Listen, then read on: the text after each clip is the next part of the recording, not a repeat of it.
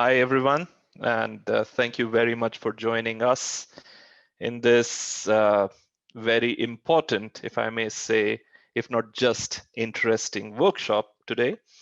I believe some of you, or maybe most of you, may have seen the publication on identification errors leading to overestimation of species populations that got published last year. It was published by Orion and the co-authors from the trust, Leopard Trust, and the exciting part is that it has become one of the leading 10 papers in ecology published in scientific reports in 2020. What that very nice publication did, it also instigated some intriguing discussions in both fraternities, ecologists as well as statisticians. Given how both fraternities seem to take or seem to believe what the other fraternity is taking care of, there seemed to be some sort of information which was falling through cracks, and which is why I think the Leopard network, the GSLEP program, and our other partners, we realized that it will be a very good idea to discuss bringing all these stalwarts from the field in a panel where you have some champions in the field who will take us from the problem to the best practices that currently exist to the statistics of how to possibly deal with them, and also the future of how this ubiquitous problem is and will be dealt with. The problem of not being able to identify individuals with 100% confidence. And as I mentioned, statisticians believe that the data that's coming to them is sort of taken care of. Ecologists believe that whatever the problem in the data is will be kind of managed by the statisticians. And as I mentioned, sometimes it can create a few gaps, which can lead to erratic outputs. Here we go today for a discussion, which I think for now we'll have Orion, Dr. Orion Johansson, who will start with his presentation about the very paper that I just mentioned. Orion, over to you. Thank you, Gustav, and welcome all of you. Yes, I will start with giving a very brief introduction to the concept. So I'll start a presentation here.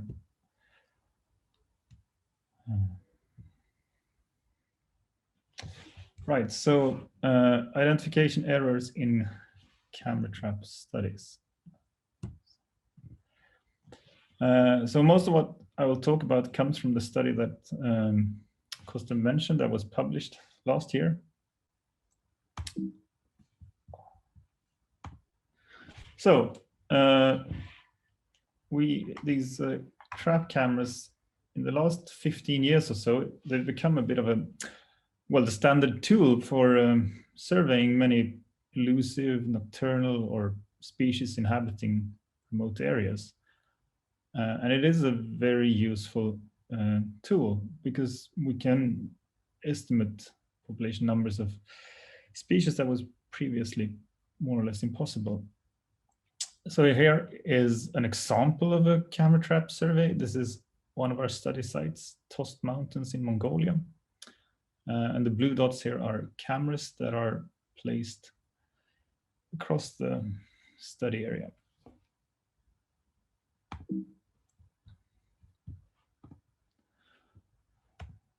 Right, sorry. So the concept basically is that each individual has a unique pelt pattern. So it's spots or stripes if you're a tiger. And these are like fingerprints. So by looking at the photos, we can identify the individuals and separate them apart. And there are no doubts that we can do this. It is absolutely true. And it works very well in good photos. The problem really is that all photos are not perfect. And while these might be great photos, they're not great for identifying the individuals because of the fur might be ruffled up, or the animal is standing in a different body posture compared to the other photos. Many photos are taken at night and they can be blurry or too dark. and so on. So there are lots of things that can happen with the photos that make them not perfect for identifying the individual. And the issue was that we, and when I say we, I don't mean snow leopard people, but all scientists sort of assume that we can identify these individuals. And there were very few tests or evaluations of how the potential errors could affect the population size estimates. So what we did was we did a rather small experiment in zoos. So we camera trapped 16 different snow leopards, and there was only one snow leopard in the enclosure at the time, so we knew the identity of it. And then we put together 40 folders with good quality photo, or these would be like captures from a camera. We blurred the background so you couldn't tell which snow leopards came from the same zoo. And then we asked 8 observers to identify the individuals in these 40 photo events. And they made very few errors, but those errors caused the population size to be overestimated with, well, on average 37%, but that may not be too important, but it was a substantial overestimate. And so really what happens is that I'm going to very, very briefly and very basically explain this capture recapture ID, and the statisticians will do a much better job, but this is just to explain how the errors work. So let's say we have a camera survey that lasts for 2 months, and then we're going to divide it into samplings, and in this example we'll do 8 samplings, so 1 week each. And then we photograph 2 different cats, red and yellow here.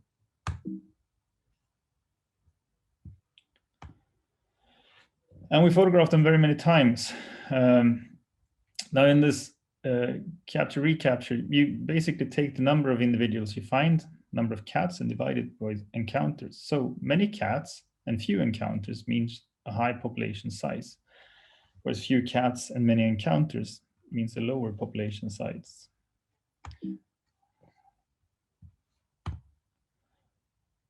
So here we have 2 cats, and they were captured in most of the samplings.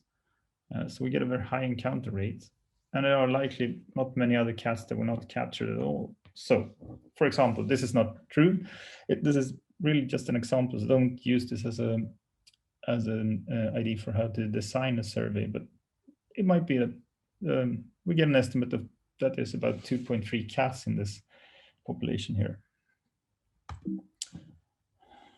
Now,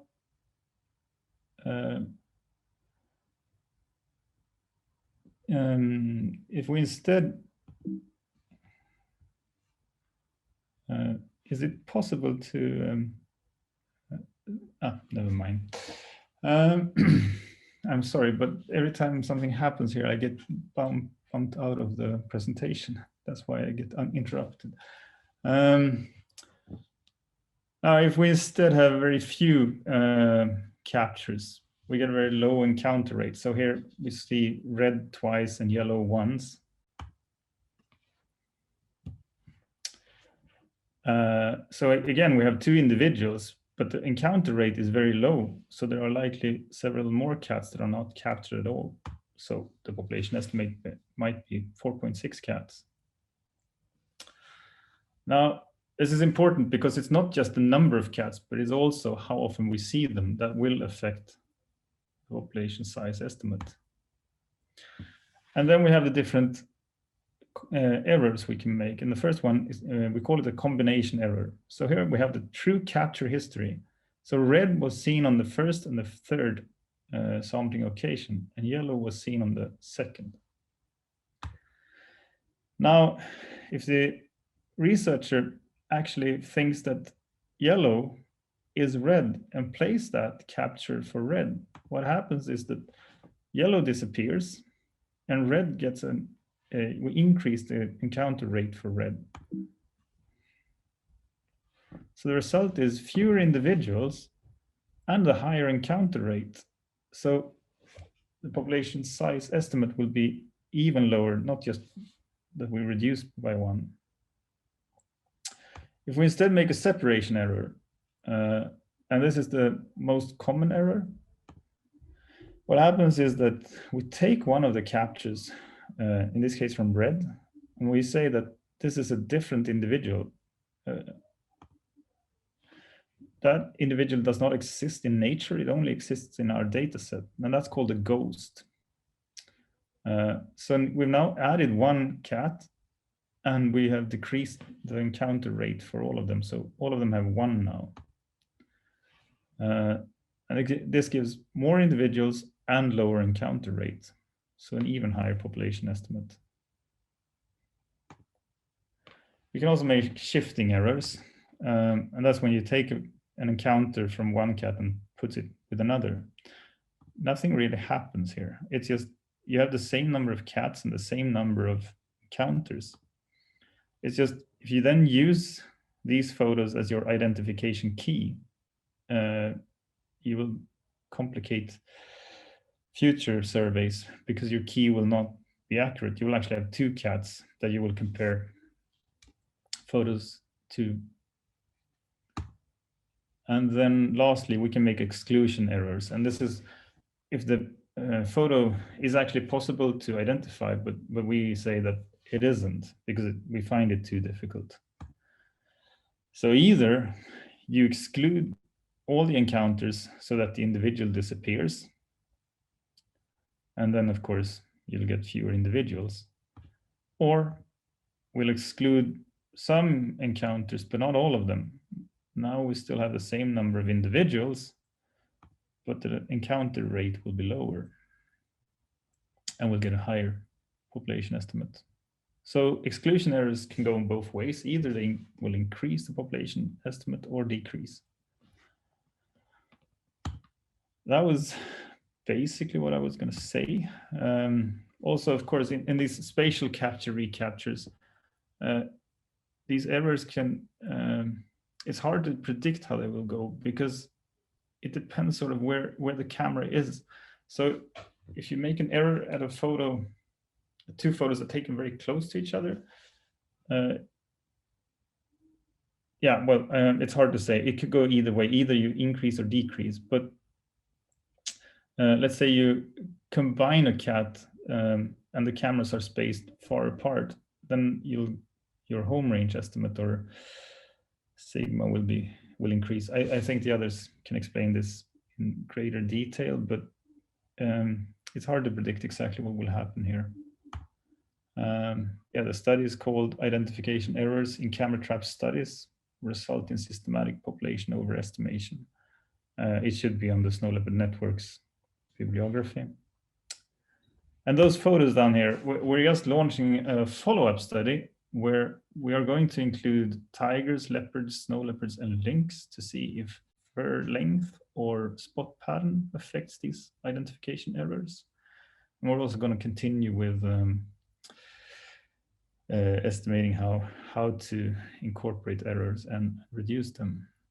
So we are just planning to send out cameras to a whole bunch of zoos.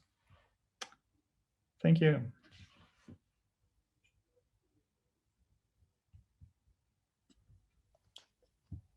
Thank you, Urian, and thank you for explaining about the elephants of misidentification in the room here. And really, it's very helpful to understand from you the different types of errors that are likely to happen in a camera trapping data set. With that, just a little housekeeping note here. If you have any questions, please feel free to put them in the chat now. Ideally, what we would like to do is we'll run through the questions towards the end. But if there's a question, you have a burning question and you really want to ask it now, please feel free to put it in the chat window and we'll gladly ask it for you to the presenter. With that, now I'd like to invite Dr. Manvi Sharma, who has recently worked with a largest data set from one of India's states, the Himachal Pradesh. Manvi, we would love to hear from you what your experiences were when you were dealing with the data set which came from multiple sites, multiple sessions and potentially many ghosts if not other errors. Please, over to you, Manvi. Thanks, Kaustubh. Thanks for inviting me.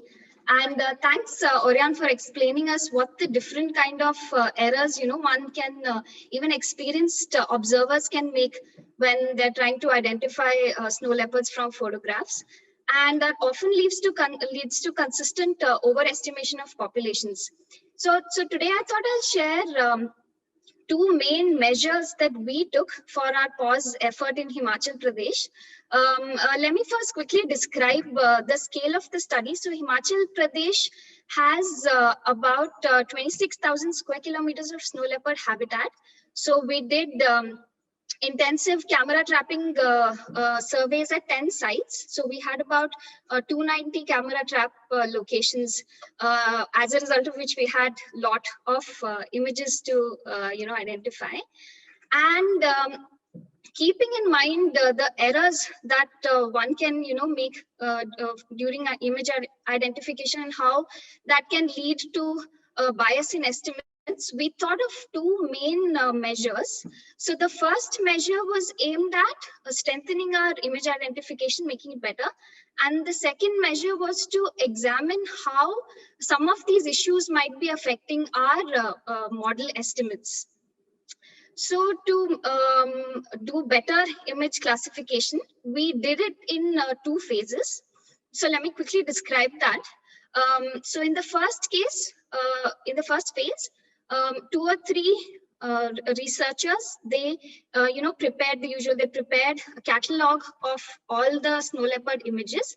And the second stage was the review stage, where 3 independent reviewers, they scrutinized all the events, all the capture events, and they especially focused on single capture events because they're more likely to be errors. So we examined those, and at this point, it's important to note that we took detailed notes of describing that this individual is a mistaken a case of mistaken identity, and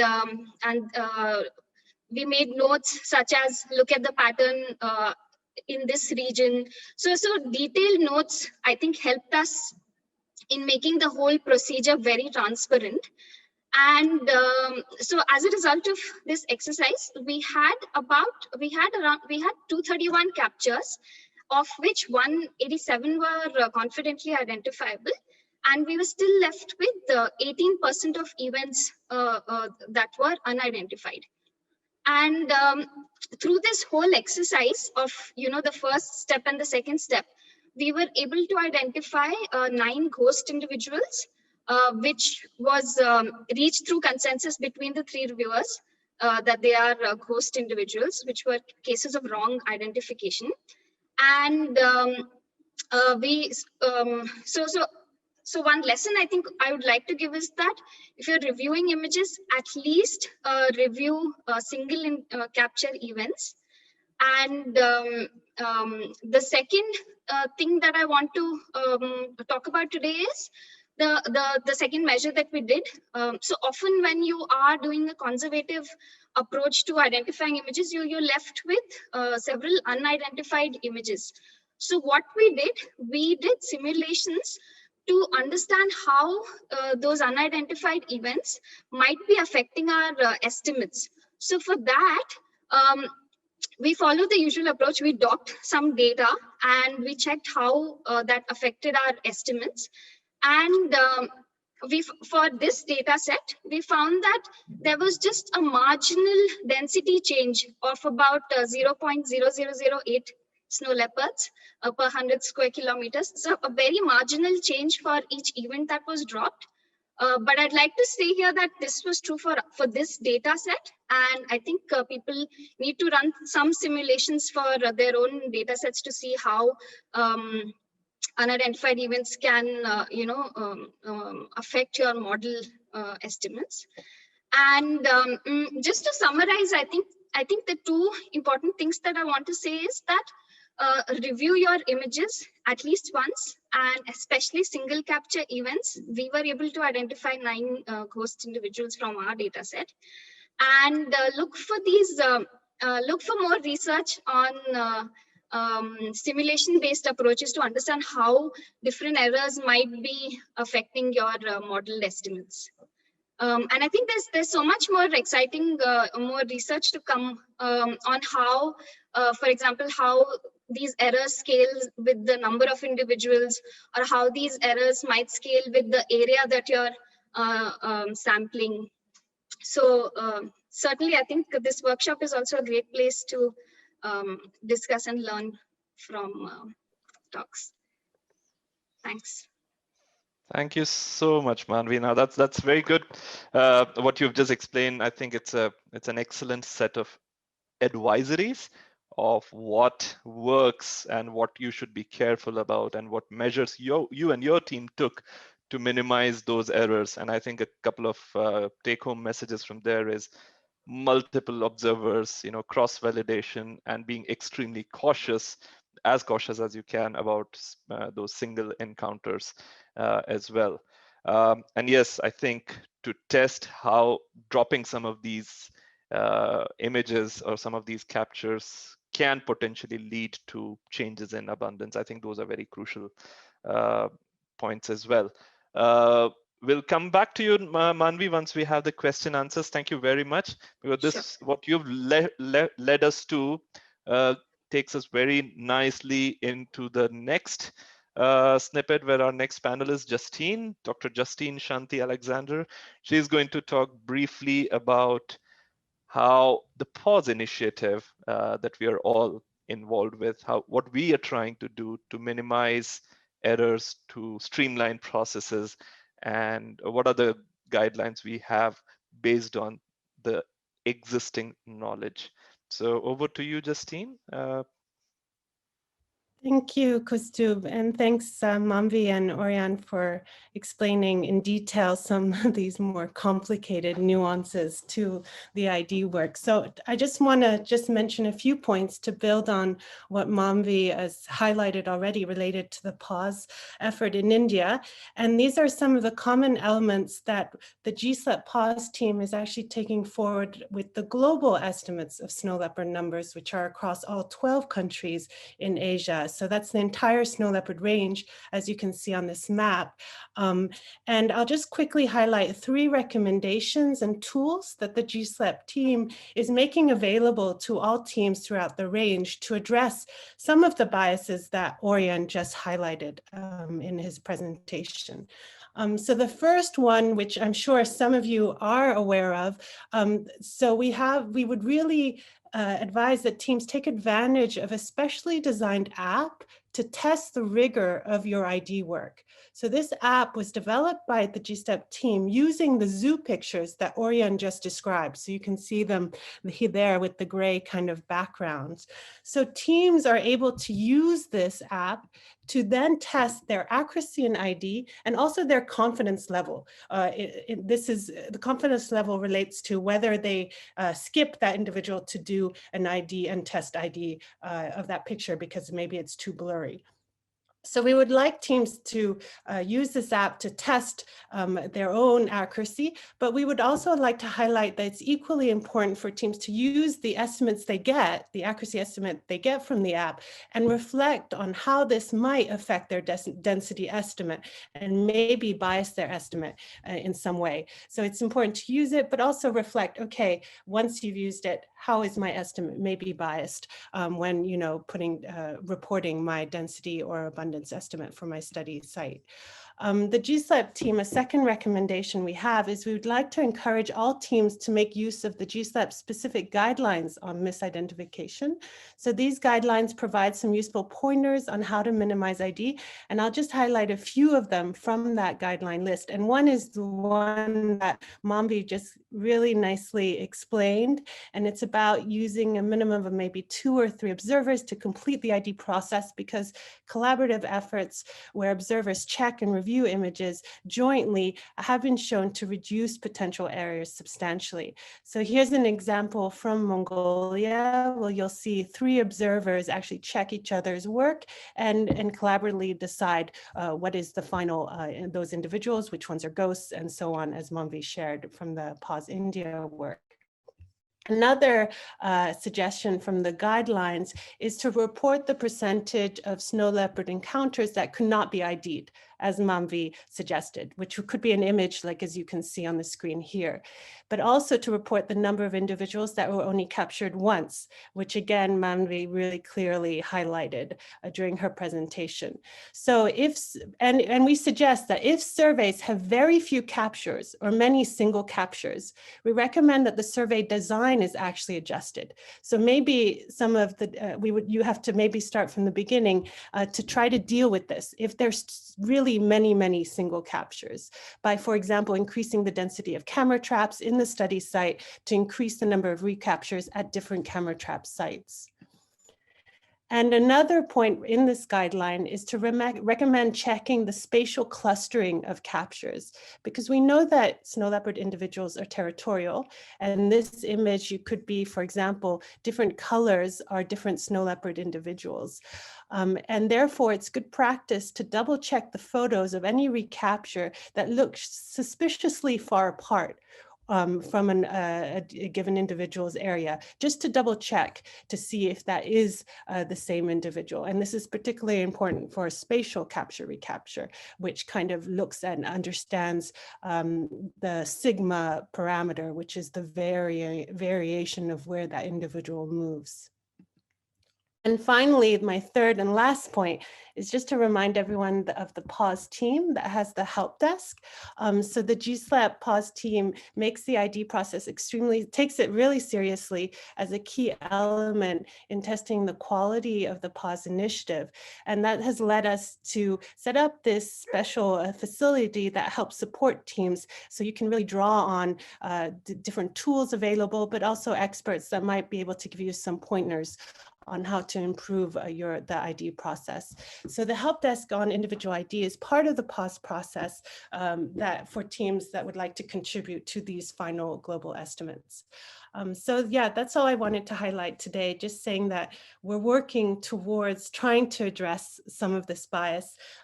But as Manvi and Kustub and Orion just suggested, we really look forward to new tools being developed.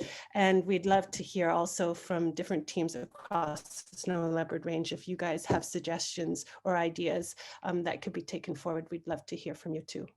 So that's all from me, Kustub. Thank you.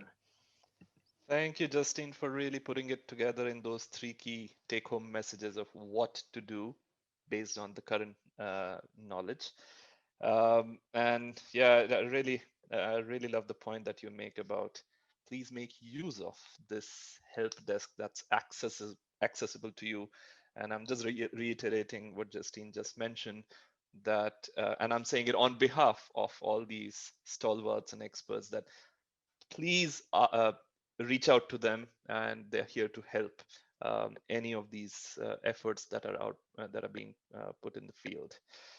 All right, moving on. I think we're doing fairly well on time, which is very exciting. So as some of you might recollect, Orion did mention that ghosts are some of the most predominant occurrences in the experiment that he conducted. Now, I'd like to invite Abhinand Reddy, who is working at the Center for Research in Environmental and Ecological Research at the University of St. Andrews. He's working with Professor David Borchers for his PhD, and he's going to talk something about being a ghostbuster. Abhinand, over to you. Show us the ghost busting, please. Can you see my slides? We do, and we love this title slide. Yeah, so the talk's called Ghostbusters because we're trying to figure out how to deal with the ghosts and the misidentifications. And I've sat through the identification process myself, and it's when you have a large number of images up to, and you have to compare a single capture with all these other IDs, it gets quite mind-numbing, and it also becomes very easy to then sort of say, okay, this is unidentifiable because I'm not really confident whether this is a new individual or it could be just a misidentification. So there is a high chance that you might just leave it as unidentifiable, but that also leads to a bias in your estimate. So because SCR is built with the assumption that the individuals in your capture history are detected at least once. So if I wanted to drop all my single individuals, so which is basically get rid of all my ghosts, how do I go about it? I have to change the likelihood, and this has been like our development to try and address that. Simply begin just to go through some basics of how this works. So I want to talk about the effective sample area. So if you have, say, a sample area of 4 meters by 4 meters, and we don't know this yet, but there are 16 individuals, and I sample it with confidence that I detect every individual in there. So I have an area of 16 meters squared. I have a detection probability of 1. My effective sample area is 16 meters squared because I've effectively sampled every part of the area. And I've detected 16, which is the small n, and there are a total of 16, which is the big N. Second sampling method was to be in the same say grid. I've sampled half the area, and I've detected 8 individuals. My area is still the same, the total area. My detection probability is still 1. My effective sample area is a half of the total area. And I've seen 8 individuals, but then I know how to calculate the total number of individuals because I just multiply it by the total area divided by the effective sample area, which turns out to be 16. Finally, a third approach would be I have an area of 16 meters squared again, but I sample it with a detection probability of 0.05. So you can imagine it as, say, I have a 4x4 grid, which is 16 cells, and each cell I have a detection probability of 0.5, either detected or not detected with equal probability. So I have an area of 16 meters squared, my detection probability is 0.5. My effective sample area, so each say 1 meter by 1 meter grid, I've only sampled 50% of it. So it comes out to 8, and I've detected 8, but then I can still get at my total number of individuals, which is 16. Right? How does this work in camera traps? So I have an area that I'm sampling. I have 3 cameras. Let's say there's an animal there. We model the animals, how we encounter the animal around its activity center, which is the dot, the circle there, as some function of lambda naught and sigma, where lambda naught is my encounter rate at the activity center, and sigma is how my encounter rate, it sort of tells you how it decreases, the scaling parameter, how my encounter rate decreases with distance. So I define this as a half normal function. So it decreases, my encounter rate decreases as with the square of the distance, and say this is how I expect to encounter the animal across space if its activity center is there. So now I can calculate what the encounter rate is at each of the traps, and I can tell you how many times I expect to encounter this animal. The number of times I actually see it, the observed encounters, is a random variable which is given by a Poisson, which we model as a Poisson distribution with an expected encounter rate of lambda. And by this, I can also calculate what my probability of not detecting it at all is, which is e to the power minus lambda. And so I can then tell you how effectively I've sampled it, which is my detection probability there, which is 1 minus e to the power minus lambda, which is what is the probability that I detected at least once, which is what SCCR is built on, right? That you've detected each individual at least once. So my left side is my encounter rate. I can map each one to how effectively I've sampled that grid cell, or p dot, which is 0.87 on the right. And then you can imagine I can do this for other points. So at that point, I have some encounter rate. I know what the lambda is. I can calculate my p dot, and so I can do this for every point in my survey area. And overall, I get a p dot, which is the mean of the entire area. So I've effectively sampled around 54% of the total area. But remember that this we've done saying that we've detected the individual at least once. So our capture history has to sort of stay true to that. We can't drop single capture individuals, because those are part of the capture history, and we've built our model assuming that there are single capture histories as well. What do I want to drop these single capture histories? I know that there might be ghosts. More often than not, ghosts are just single captures. There are, of course, cases where you could have a ghost individual created and then you have a shift. So you could have more than 2 captures, but it's unlikely. So if I just wanted to have my probability of encountering an animal just once, which is given by this equation here, and then I can come up with the probability of ensuring that I've seen an individual at least twice, rather than what we classically do, which is just at least once. And that changes my effective sample area to about a quarter. So we have a method to incorporate, to drop the ghost individuals. And so we're still developing this, so we'll try and see how it how the model behaves. This is a real example of what the effective sample area and your detection properties change in space. This is from Toast again, if many of you recognize it. It's the map that Orion showed right in the beginning. The left is my detection probability if I saw an animal at least once, and the right is if I had to detect them at least twice. And just a few pointers. This does not depend on density, if you've noticed. What it depends on is your total area, because the percentage here is, if I multiplied this by the total area, then I'd get the actual effective sample area. It depends on how I model my my animal movement, my encounter function. This is a half normal, a hazard half normal function. It could be a exponential function, and that would change how effectively I'm sampling the area. It depends, of course, on my trap layout, it's fairly obvious in this image. And it depends on how I define effective, right? If it's whether I say it's minimum of 1 encounter or minimum of 2 encounters. But it does not depend on density. So just to test out this method, we tried simulating ghosts. So we simulate a population and a capture history. You introduce a ghost as a ID misclassification. So you have your capture history, you take 1 individual, and this is simulated, so I know the true number of individuals there are, and I just switch an ID on that to create a new ghost, and I do it with we've done it with 4 different probabilities of 0.05, 0.15, and 0.25, which is, I think, close to what Orion's paper sort of says.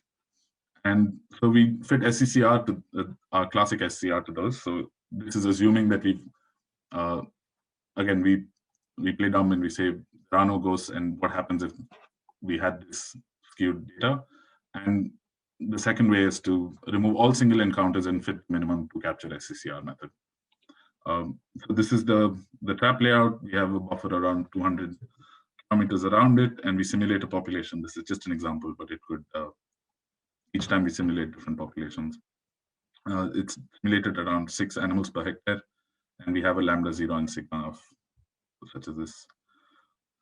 What we see is, just to walk you through the graph, the pink lines are detections, capture histories with the detection probability with at least 1 encountered model. The blue one is at least 2 encounters. And with around 5% ghosts, we're already hitting around 5% bias. And as you go up to 25% chance of ghosts being present, even in spatial capture recapture, you can get up to 30% relative bias increase in your density estimate. But the flip side to that is, I mean, the cost at which you get less bias with the detection model is your variance increases, and that's understandable because you've got some data, you've got less information, so your confidence intervals are wider across your estimates. As of now, it seems like a promising approach to deal with ghost individuals. If I just wanted to, I have some single capture IDs, which might just be through individuals, but I have a bunch of ghosts, so I drop them all, but I fit it to this new model. I still get unbiased estimates, but I seem to get larger confidence intervals. Just notice also that this I find particularly curious, which is interesting, which is with more number of ghosts, your confidence intervals also decrease. So you get more confident when you get, if you have more errors. So as of now, this is still in development. I need to look into this more. Of course, this doesn't solve any of the other classification errors and the other sort of nuance that I'd mentioned earlier, that if you had a ghost, but you had shift errors with that as well. So you have a ghost individual, but you've assigned it multiple identification, multiple events associated with it, then we couldn't deal with it this way. Of course, this can be extended to what if I had to do a minimum of 3 detections or 4 detections, but of course that your confidence intervals will just get wider and wider and wider, soon won't be usable. That's about it. Thank you. Hey, thank you very much, Abhinand. That was very helpful and promising development indeed. In fact, going back to Orion's presentation, he mentioned ghosts being the biggest, the biggest irritant in the whole misidentification universe that he dealt with.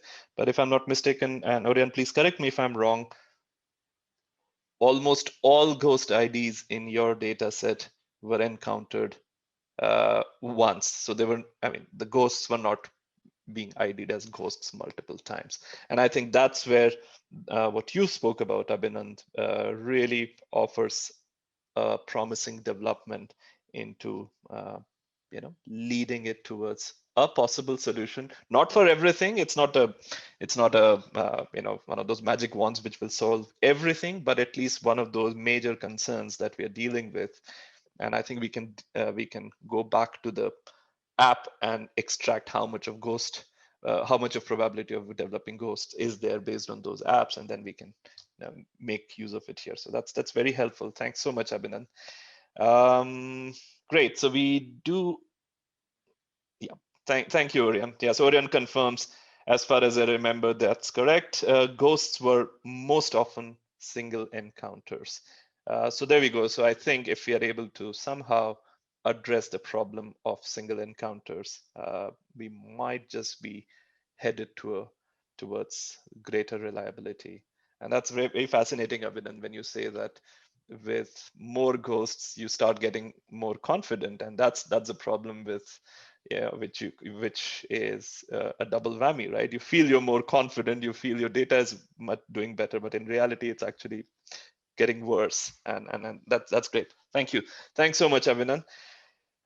With that, and forgive me, David, for using this metaphor, but I'd like to invite the daddy of spatial capture recapture, Professor David Borchers, and his colleague Paul, to please come and give us a little bit of an insight into what has been developed so far with these unknown ID challenges and where the future lies. Where is the evolution likely to take us to in some of these population ecology methods?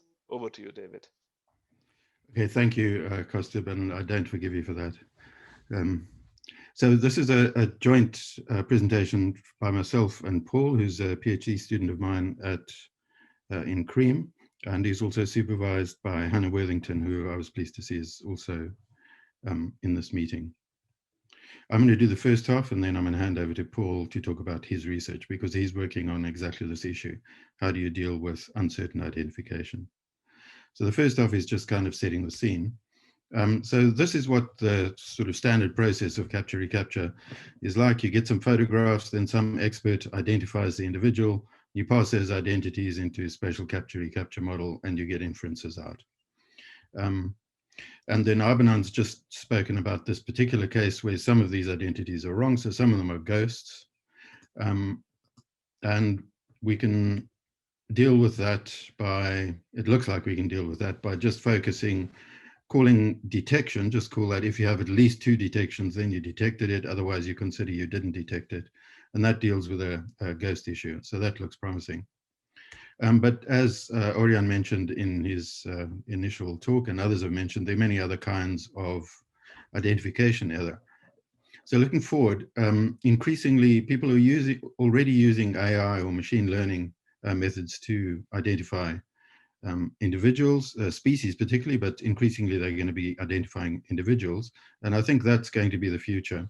Probably a combination of experts and machine learning or AI methods. And so then the process nominally stays exactly the same, except instead of having an expert in here, you have a machine learning or AI object identifier, and it passes the identities on. But there's a problem with that, and it's a problem that really exists when humans do the identification, is that these identities are not certain. So there is some uncertainty, and machine learning methods always have some uncertainty in their classifications. And so we really need to be incorporating the uncertainty in the identification into our spatial capture recapture methods. So that's a statistical development that still largely needs to happen.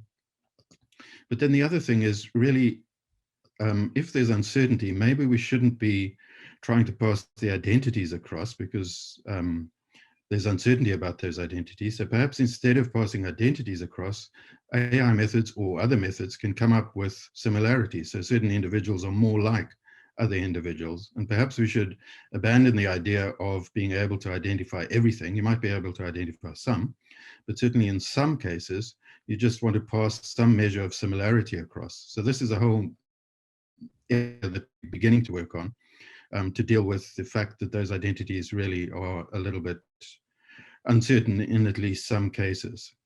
So how would these similarities work? Well, here's a simple example. So this is, the blue crosses are traps. So we've got 6 traps, and the circles are detection. So here you've got a SCR survey in which you detected things on 3 traps. So what are the possibilities here? We don't know the identities. These could be 3 different animals, so 3 different colors here. Or they could be 2 animals. These 2 could be the same, this one different, these 2 the same, this one different, or those 2 the same, and this one different. Those are all the possibilities. Or it could be 1 animal detected 3 times. This scenario, if they're 2 animals, then this scenario is quite a likely one, because it's grouping together animals that were detected close together. And this scenario is quite an unlikely one, because it's grouping together animals that were detected far apart. Remember, we don't know the identities. We're just saying, what if this and this were the same animal? Well, that's an unlikely thing, because these 2 are far apart and these 2 are close together. So the sort of key to dealing with the uncertain identity is some sort of similarity. And here the similarity is in space. These 2 are very similar in location. These 2 are very different in location. And the way we deal with this statistically, without going into any detail, is we can calculate the probability of getting each of these scenarios. So what's the probability of getting 3 separate individuals, or 2 with this scenario, or 2 with this scenario, etc. And if we can calculate that probability, then we can estimate the abundance without ever having to know which one of these scenarios is the right one. And the key to that is that the method is going to cluster things that are closer together. And here they're clustering, this would cluster in space, saying these are the same, these are not the same, but you can cluster on other things too. So time of detection, for example, so time and space. If you detect it at a certain point at a given time, and then a very short time later there's a detection very far away, well, that's not going to be the same animal. So the similarity is low there. Or thinking about the machine learning outputs, machine learning algorithms can output features that distinguish between animals. So we could, instead of using identities, we could just use these features, and then features of some animals are more like features of other animals. Or we can use any other measure of similarity. So the idea here is similarity is replacing identity, and then we deal with the similarity probabilistically. So if you think in terms of distance similarity, then we could have all your photos, an array of all photos with all photos, and you could say, well, photo 1 is definitely the same as photo 1, so its similarity is 1. Photo 1 is quite similar to photo 2, so it has in distance here, it's close, so it's 0.5 kilometers or whatever away from photo 2, but it's very far away from photo 50.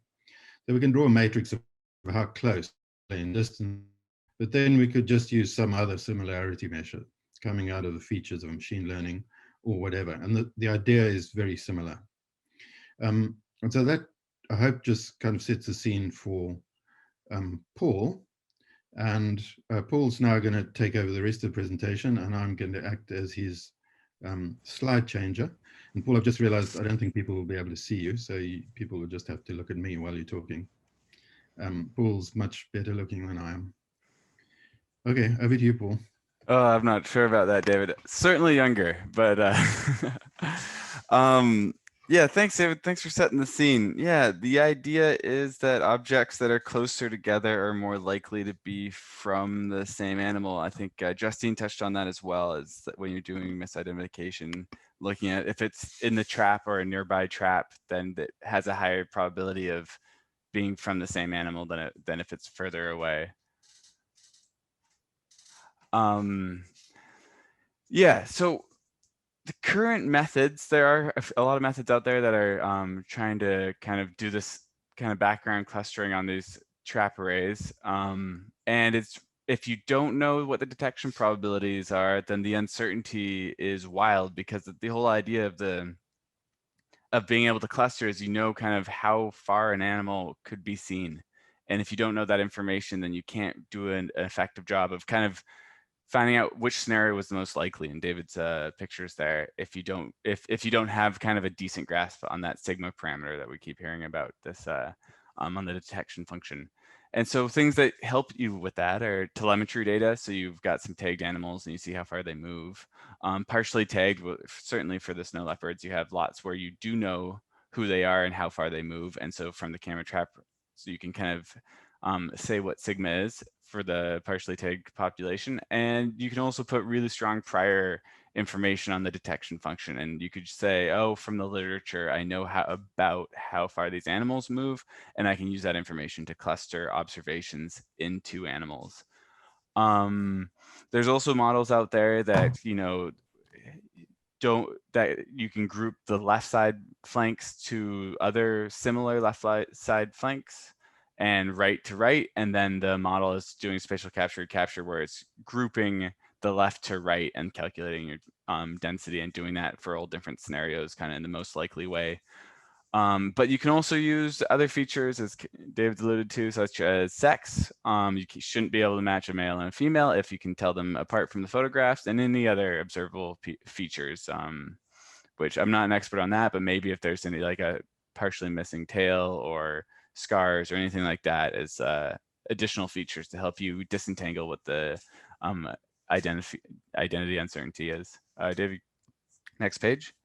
So the basic idea with the detection function and assigning these animals, when you know, in the scenario where you know where animals are, and what the detectability is, well, here's this gray individual is an observation at a trap, and there's 3 animals kind of to consider at different distances. And the basic spatial capture recapture model implies that it's most likely that that individual came from the animal that we expect to see most frequently at the trap. And so that here, this is a relationship with distance, and so clustering happens proportional to those distances with spatial capture recapture. And so we have kind of these 3 different animals to consider, and we just have to figure out how often that unknown ID should be matched to the 3 existing ones. Next, please, David.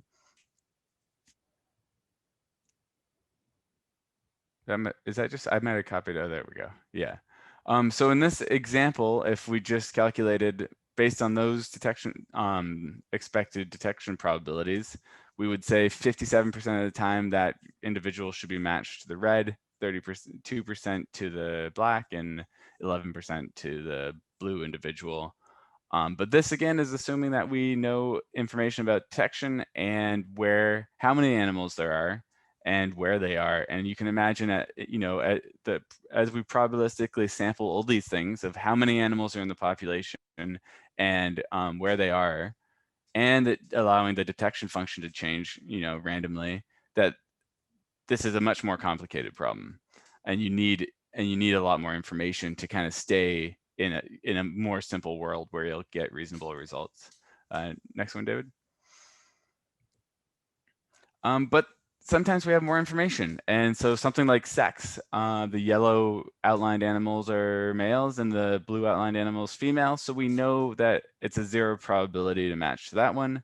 And so suddenly we can say with much more confidence, 75% probability to match to the black one and 25% probability to match to the blue one. And so bringing in all this, any additional information we start to get much closer to the right answer in the statistical framework without actually having to assign IDs specifically. So that's really nice. And what you want to be able to do is to have enough information where you're always fairly confident, but you can let the model enjoy a little bit of uncertainty so that you don't have to worry too much about the bias from not accounting for it at all.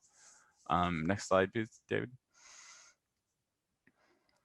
And then, yeah, so again, here's another option is if you have some similarities in pelage of, scars or something, and you based on sex, and then some additional covariate information, you can, get even more certainty about those unknown IDs. So this is the scenario you want to be, and you'll find, when IDs, when you can put into a model that much confidence, you're not going to be too different from known ID without error, like spatial capture recapture, and that's really nice.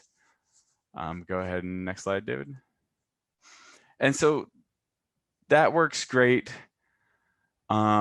And there's a lot, and I've got another slide about all the papers that kind of describe all these things that you can do. But as David was alluding to, really, as human observers, we might assign uncertainty ourselves, or a machine learning algorithm might give you a pairwise probability. But it also gives you this information that these can't be the same individuals and these ones can. And so that's where you have to consider who is already assigned to those different animals and what their pairwise similarities are.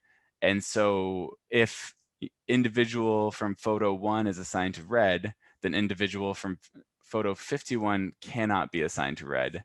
And so we know that as well. And so the reality, like kind of where this is going, is trying to figure out when it's not the hard constraints, but just a probability of having other animals that where one has a matching probability of 0.7 and another one has a matching probability of 0.5. What's the probability of adding another animal to that grouping? And that's kind of where we've got to work out and where we're going next. Next slide, David. Anyway, here's a whack load of publications on the topic that might be helpful. I would assume that there'll be access to this later for you guys who are interested in. But a lot of the work kind of comes from this 2013 paper, Spatially Explicit Models for Inference About Density in Unmarked or Partially Marked Populations. And they kind of provide the first framework for latent ID or unknown ID spatial capture recapture. And then most of these other papers kind of just build on that for specific case studies. Anyways, that's about all I want to say. Thank you.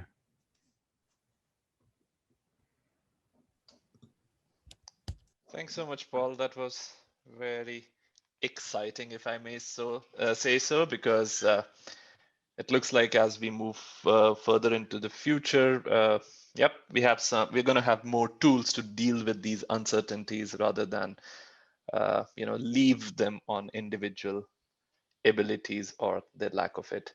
Now, by the way, some of you who might want to look into the clusters and the cluster ID. David, if I'm not mistaken, there was a paper that came out in Biometrics a couple of years ago where you deployed the cluster detections methods on aerial surveys by replacing the need to identify herds of animals in a double observer survey. But anyway, that's very exciting. Thank you. Thanks a lot for these wonderful talks. Now let's open it for questions. Let me see. We do have one question for now. Others, please feel free to bring in your questions. You may feel free to switch on your cameras if you want. But we have one question from Ranjini. That's for you, Orion. You had mentioned that this work on testing ID errors were contributing to overestimations. Could you share more about it and how it relates to other species such as tigers and leopards? Though I remember you mentioned that there's a new study you're planning to look at it. But yeah, if there's any more thoughts. Yeah, so the easy part, as for tigers and leopards, I don't really dare to say anything because we only used snow leopards in our experiments. So if I would guess something, it's maybe easier with tigers, but I really don't know. But we are starting very soon to collect photos from zoos again with known identity of these different species. So we'll have hopefully a good data set that we can continue working with. And the overestimations, it's just people make more of these separation errors and creating ghosts compared to combining photos of two different cats. So that's why we got overestimates. Thanks, Oren. And hence Abhinand et al. Have picked up one of those key things of ghosting and ghost busting. David, you mentioned you have a thought about exclusion errors. Please, over to you. Yeah, so Ariane mentioned exclusion errors being a possible source of bias. So in principle, they're not a source of bias. If your probability of excluding an individual is the same, a detection is the same for all individuals, then all you're really doing, say you exclude them because of a low quality photograph, all you're really doing then is you're redefining detection to be detection with a good quality photograph. So as long as you only use those, then your probability is similarly estimated to be probability of detecting in a good quality photograph. And the whole thing comes out in the wash. So an exclusion error in principle doesn't cause a problem. If there's some individuals who are more likely to be excluded than others because they have more coats that are more difficult to individually identify, then that potentially introduces bias because it introduces some heterogeneity into the detection probability. And unless you take account of that, which you can, but it's quite difficult, that will cause negative bias. So exclusion probabilities are less of an issue than the other kinds of errors that Orion mentioned. Thanks, David. That's a very good point. Yeah, it helps us breathe slightly easy for that moment. Yes, Abhinand, over you. Question to David, which is, I mean, more often than not, I think bad photographs come from, say, a poorly placed camera, or so if it's spatially correlated, that might also lead to bias, won't it? If I got specifically poor photos from one or two cameras. Yes, but so then it's a small sample size problem because given a big enough sample size, you will be able to detect that that camera is less efficient than the other cameras. You could just put in a camera covariate and see it. If you've got a small sample size, well, then you may not have enough information to detect that. And so then potentially there's bias, yeah. Excellent. Thanks so much, David. Thank you, Abhinand. We have a question from Ranjani. Ranjani's question is for Abhi. Would including only double encounters lead to underestimations? Like I mentioned, it would lead to underestimates if I just dropped all the single encounters and ran it through SCCR as it is. If we use the minimum 2 encounter model, it shouldn't. I think from the graph, it shows a slight negative bias, but it still works. Maybe there's some hitches with the code. I'll fix it and then, but in theory, it shouldn't. Thank you, Abhinand. Ranjani picked up exactly what we were discussing the other day. Well done, Ranjani. That was a good catch. Orion, you have a question, please go ahead. Yeah, it's more of an open question maybe. First, I just have to say I agree with David about the exclusion errors. We were actually debating whether to include them or not in the manuscript because it's not really an error, but they can. Yeah, we thought we'd just mention them because they can. But yes, so I do have a question about spatial capture, recapture, and the distances, and it's actually related to human psychology. So, but I think the reason why we make more separation errors is that if you're looking at two photos and you're not really sure if they're the same, it's easier to say they're not the same than it is to say yes, they are the same. And so I think those progresses are, it sounds so promising with these removing single encounters and looking at spatially. how far apart they are. But I wonder, do you think, and how do we incorporate it? Like, if I get this data set of photos and I look at them, and then I'm a bit unsure about those two cats, and I also look at the map and see that those cameras are far apart, I think it might be easier for me to say, nah, they're two different cats. Compared to if it's the same camera, then I might be like, it's probably the same cat. You know, like maybe not intentionally, but I wonder if, so should you not have access to the maps? Or do you see what I mean? Like, Yeah. you might actually mess up the sigma then, and I guess you overestimate. If you make more separation errors when the animals are far apart, you reduce the sigma, right? And say that home ranges are smaller. It's just an open question. I'm not sure, or maybe something to think about. I think you're right. Of course, if sigma, it depends whether animals do range far. So if you say, well, animals can't range that distance in that time, then you've got a good basis for saying, well, those can't be the same animal. And what we're working towards, Paul hasn't got here to this yet, but we're working towards building time into this as well. So given the location and the time, it's impossible that these things could be the same thing. Or given the location and the time, these could be, but low probability. So the sort of goal is to build that in as a similarity measure as well. But to do that, it's a bit more complicated, because not only have you got to build in a model for how far they move, you've got to build in a model for how fast they move. So in principle, you can deal with that probabilistically. But I think what you said is totally right. I know some people, other community I work with quite a lot is Gibbons, and when they're deciding on identity, they map and they say where things are, and they say, could this have been that? Gibbons is surveyed by sound, not visually, and they say these, the sounds are the same, they came at similar time, but could it be, given that they're this far apart, could they be the same thing? So they're doing exactly what you're describing. They often make mistakes. I think the solution is dealing with it probabilistically.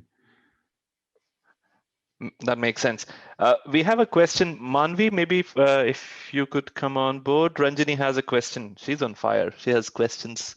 And now we have a question for you, Manvi, which is basically following up on what David mentioned about excluding certain individuals based on the data set that you've worked with. Are females more likely to be excluded, for example, during, let's say, denning period, if that's when the sampling is done? It's possible, but I think consistently, I don't think that females are likely to be not seen in the sample, because from our experience with the camera trapping work, we've seen them with the cubs all over the place in so many camera traps. So I don't think consistently one would miss. And again, a little bit of this might be a sample size problem. So if the sample size is enough, then maybe less likely to have such problems. Great, thank you. Follow up to that. Sorry. Yeah. Go ahead. I mean, just related to that, I was wondering from our field data sets, are there certain kinds of individuals that do get excluded? So if it's not females, what kinds of individuals might be getting excluded from being captured, for example? Quick clarification for Ranjini. I think exclusion here they're talking about is you get a photograph, but it's poor quality and therefore you can't identify, versus an image, versus an individual not being camera trapped at all. Okay. Thanks, Abhinand. Thank you, Abhinand. Did you want to add something to it, Abhinand? Were you about to say something else? Yeah, I mean, to answer Ranjini's first question, if I understood correctly, if females were less likely to be captured, then you have a different encounter, a lambda naught for different sexes, and that should. Right. And let's bring in the snow leopard whisperer. Orion, you go ahead. Thank you. Yeah, I just want to say we don't have too much data on all categories of snow leopards, but it does seem like I think the two times when they're complicated is when they're denning, like maybe the first 3, 4, 5 months, because then the females are behaving a bit erratically. And also, I think young males, when maybe the first year after they leave their mother, because yeah, sample size is small, but it does appear as if they're almost staying in a small area until they get kicked out by the territorial male. So they basically try to keep a low profile and don't move much. And eventually the territorial male will be fed up with them and boot them out. And then they run around and they settle in a small area, trying to stay out of trouble until they get booted out again. And it's hard to say how long they stay in that very same area before they start running again. So young males are probably, they are probably a bit erratic in their behavior. So I would guess to that question about which may be hard, or was that maybe not the question? No, that was the question, Orion. Thanks. Yeah, good. Okay, we have a very interesting question by Neil Mukherjee. The question is, can you please discuss the application of the similarity identification model in relation to the pros and cons of human identification and how AI is helping to further the studies, and what steps are we placing to reduce error? So maybe, yeah, David or Paul, either of you. Yeah, so I mean, AI's or machine learning, as far as I know, has never been used to identify individuals with snow leopards. Yet it is used to identify species.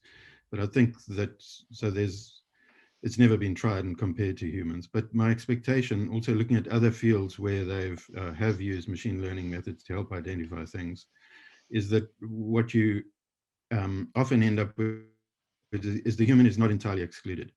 So the machine learning algorithm can help the human identify.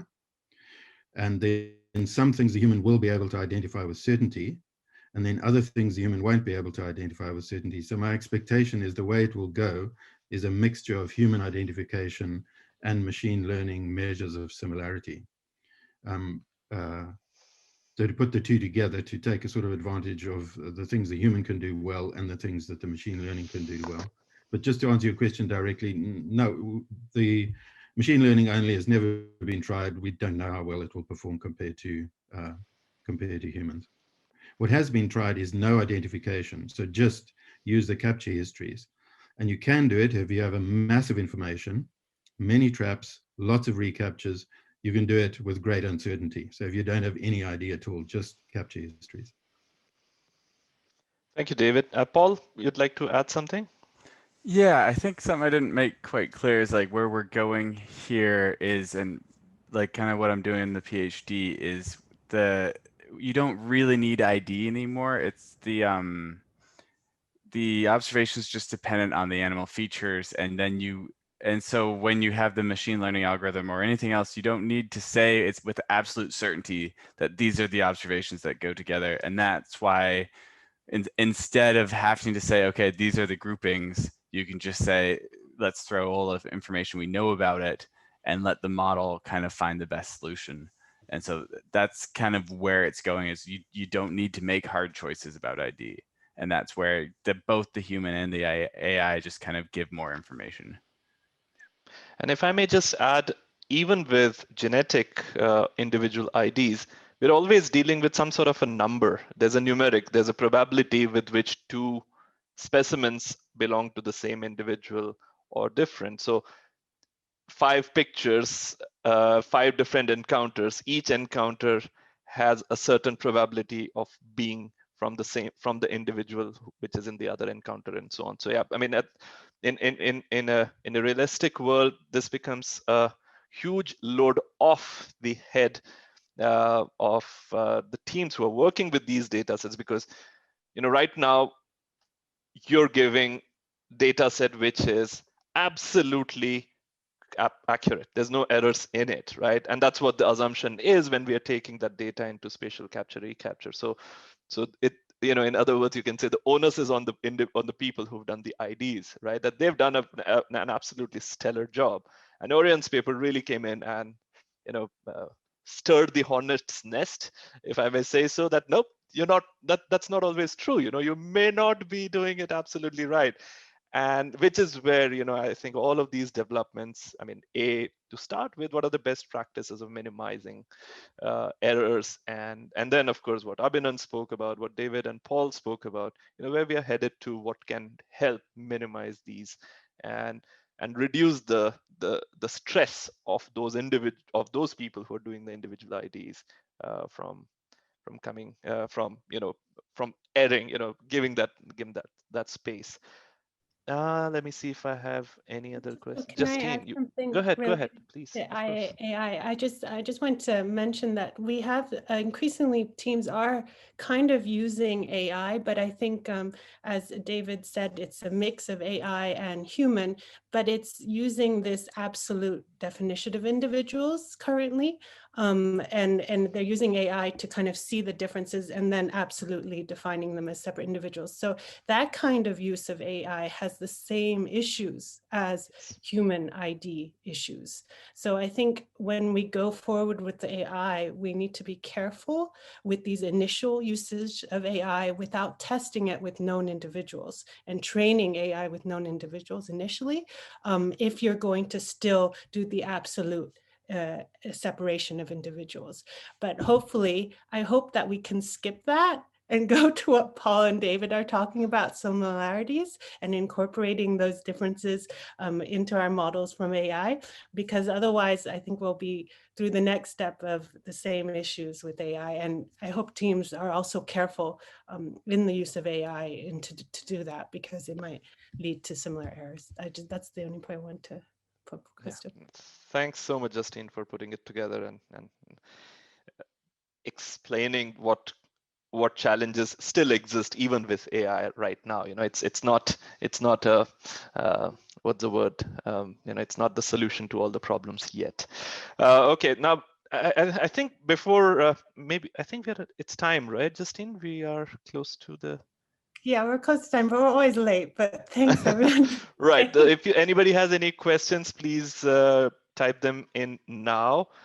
But all I really want to highlight here is that you've just seen the stellar panel, right? Starting with Orion, Justine, David, Abhinand, Paul. We have other people like Ian, who's not here in this in this workshop. We're extremely grateful and extremely privileged to be in the company of these people who are working at different levels to address some of these challenges that are ubiquitous. And we've been putting them under the carpet for a long time, but now I think it's about time we deal with these and we address those, which is why I just wanted to call out to everyone here that please do not hesitate to reach out to the PAWS help desk. It's their job to get to provide you with whatever assistance it can, whether it's your individual ID, whether it's your study design, whether it's your data analysis or interpretation. I can speak on behalf of our esteemed panelists that the panel is here to help. And if you have any challenges or questions or concerns or doubts, please feel free to reach out to us.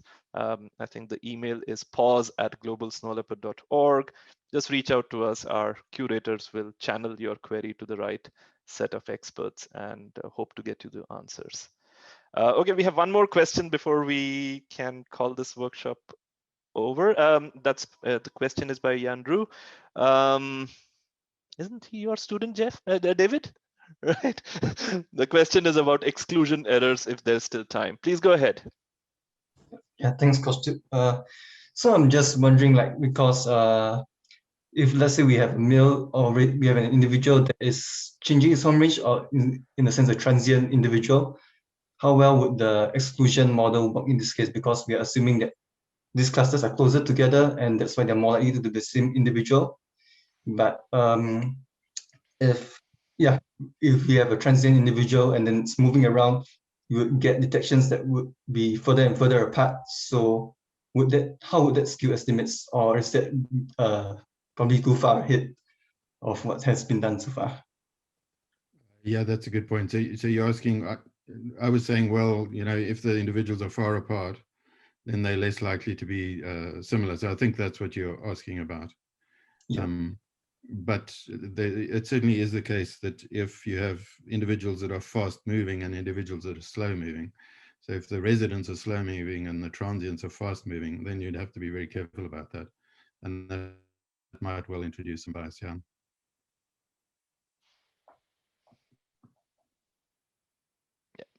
If I'm not mistaken, David, the hope here is that at some point, these errors can be randomized, right? So they can, I mean, it's not necessarily only those individuals that will get excluded. Do you think? Yes, so what Paul's working towards, as I think he repeated, was a situation in which you just deal with probabilities of things being the same rather than things known to be the same. But Janner is right that if you have very different kinds of animals, then you've got to have a separate probability that the transients are the same and that the residents are the same. So that would complicate things. I think the thing with when you don't have known ID, you need more information every time you add more heterogeneity. So every time there's something else that doesn't quite fit with your model, you need, you know, when you just have counts or just, you know, you're making assumptions about distance and that fails, you need more information to loosen that.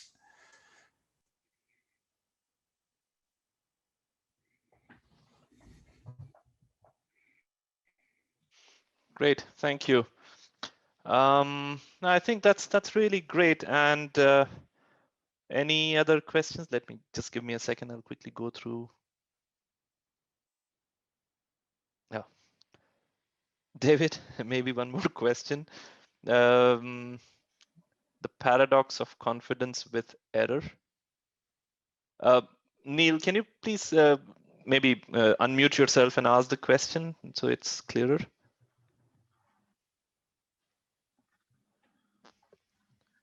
I think if I can just. Yes, David, thank you, Christo. Yes, the question I was trying to raise was how does the more confident your results get, how does that mean, and how does interpreters getting more error in the results? That was just raised in the beginning of the Zoom conference. Thank you. Maybe Abhinand, what you were talking about. I think it's about that. Can you please go ahead, Abhinand? I was thinking so too, because in my simulations, as you increase the number of ghosts, then you have your R variation also decreased, and that's possibly because you get more and more. Every time you add a ghost individual, it's not just changing just the ID, but it's also saying that I've detected it here and I haven't detected it in so many other places. So that's not just information of just one extra detection. It's also information on so many other non-detections. So you're actually adding all that information in by introducing one ghost, and that decreases your variance. Thank you. Yeah. And I think Paul's also explained the same thing, if I'm not mistaken, right, Paul? Yeah, it's exactly Perfect. the same. Excellent. Yeah. Great. All right. Yeah. So thank you so very much, and I'd just like to leave it with you all that no method is perfect. We all kind of slowly getting to come with the most reliable and replicable methods to come up with snow leopard populations, and not just snow leopards, but all the other species which are benefiting thanks to the snow leopards with these developments happening here. But for sure, I think I'd like to leave it here that there's no, I mean, whether it's AI, whether it's genetics or manual efforts, I think these are all leading us towards fascinating data sets and incredible insights that has never been available before. So we all should congratulate ourselves that we're at least, we're there already. And thanks to people like Abhinand, Paul, David, and Orion, and Justine, and Manvi, we're heading towards improving our understanding better. So with that, I'd like to call this workshop over. Please feel free to write to us. Please feel free to write to Snow Leopard Network or the email that I mentioned, where you can ask your questions if you have any about the PAWS. If you have any questions with the PAWS help desk, please do not hesitate to write to us. Thank you. Have a good day, evening, morning. Paul, go back to sleep, please. Thanks, Gustav. Thank you, Justine. Thanks, everyone. Thank you. Bye. And just a quick shout out, Gustav, if anyone's working on this kind of work, please get in touch. We'd love to learn from your experiences as well. Oh, totally, totally.